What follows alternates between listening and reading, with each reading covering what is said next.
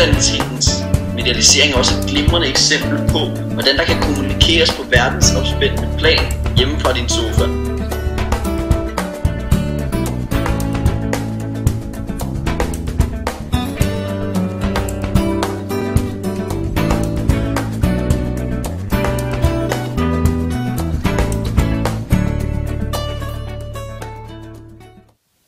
Hej og velkommen til mit show. Mit navn er Rasmus Søderberg, og i dag skal vi snakke om senmodernitet.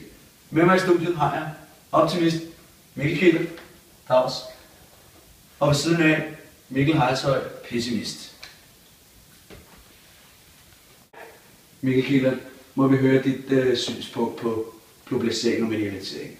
Ja, selvfølgelig. Jeg synes, at globalisering og medialisering, den har meget positiv faktor på den måde, at man kan være tættere med sin familie og venner på den måde, at hvis jeg nu har en søster, der sidder i Indien, så kan jeg jo bare hoppe ind på Skype og ringe til hende, og pludselig kan vi sidde og føre en samtale, helt nemt og uden digedar.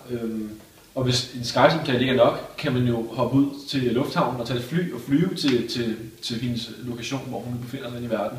På den måde så bliver vi bragt tættere sammen og har på den måde et meget tættere bånd.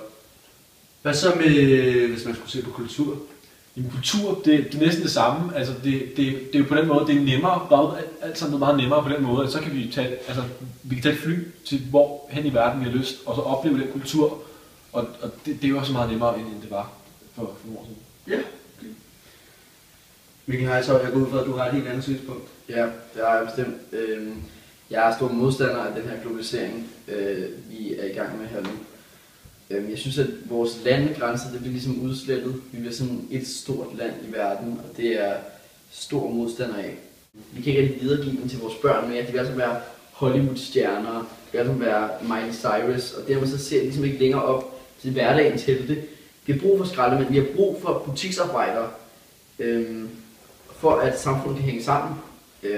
Så der er ligesom for mange muligheder i vores nuværende samfund. Det bliver globaliseret til, at alle vil være tv-stjerner, og det er jeg ikke særlig stor fan af. På grund af medierne? På grund af medierne. Hvad er det, vi havde til jer i aften?